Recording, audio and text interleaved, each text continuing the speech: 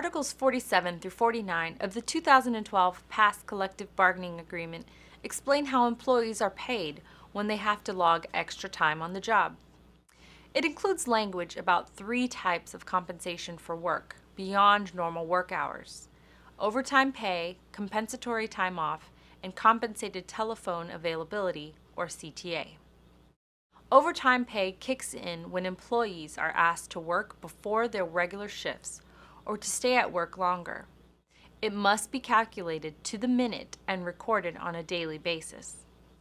Employees working overtime will be paid 1.5 times their normal rate, which includes any premium or differential pay.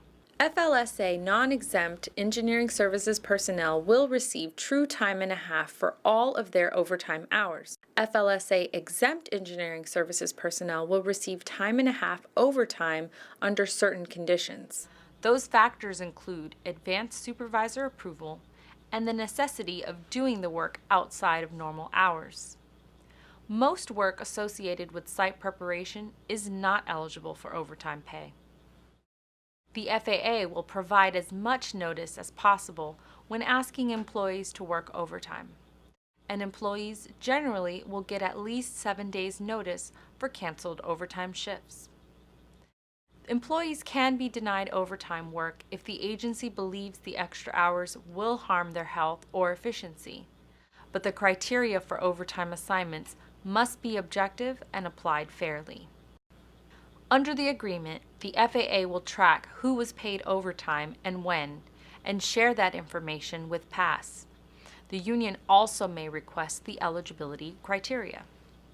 Employees who are scheduled to work overtime may find replacements, but must work the hours if no other eligible employees agree to do so. Exceptions may be granted to workers who believe they cannot do the overtime work for various reasons. The new agreement outlines 5 overtime scenarios and the minimum hours that employees must be given in such instances. For instance, an employee who is asked to work overtime on his day off to cover an absence of a specific employee on a specific shift or work schedule will be given the opportunity to work 8 hours of overtime. And one who is called back to work after leaving for the day or who is sent to a temporary duty site will have the opportunity to work at least 2 hours. Before making overtime assignments, managers must tell employees the expected minimum number of hours of overtime that they will work, but the agency may increase the hours if warranted. Assignments that are outside of someone's normal shift for periods that are not contiguous with that employee's regular work schedule must be at least 4 hours, unless agreed to by the employee. Workers typically will not be asked to cover 2 parts of an open watch, with a break between those overtime shifts.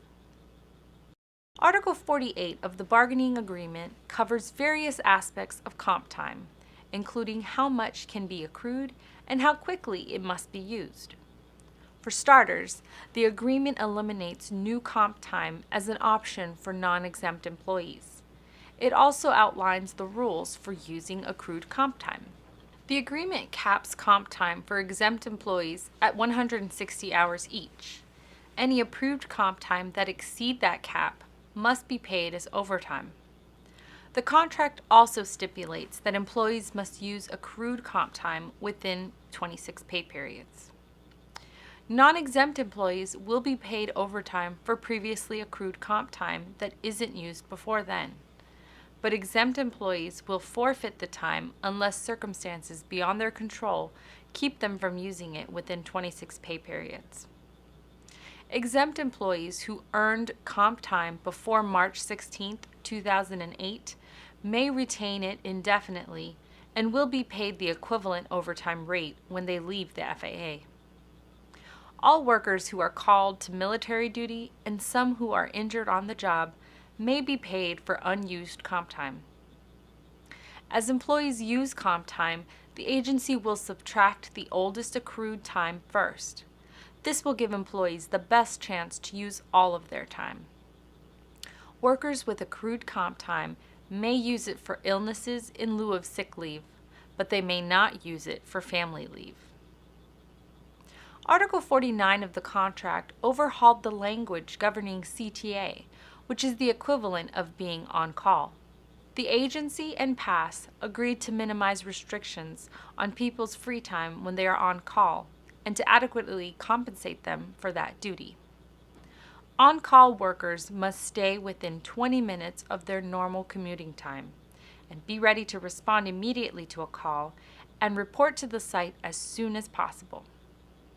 The pay rate for on-call time jumped significantly, from 12.5% of an employee's hourly rate in the last collective bargaining agreement to 20% now. Workers who have to visit sites in response to calls must be paid overtime during those periods. CTA shifts can last up to 24 hours, but when the agency implements CTA in a unit or significantly expands the time, it must notify the relevant union representative. The agency must seek volunteers for CTA duty and assign shifts equitably among employees when no one volunteers. Assignments that are outside of someone's normal shift for periods that are not contiguous with that employee's regular work schedule must be at least 4 hours, unless agreed to by the employee. The FAA must provide the equipment that employees need to be on call. And the agency is not allowed to ask employees on CTA duty to come to work for random drug or alcohol tests.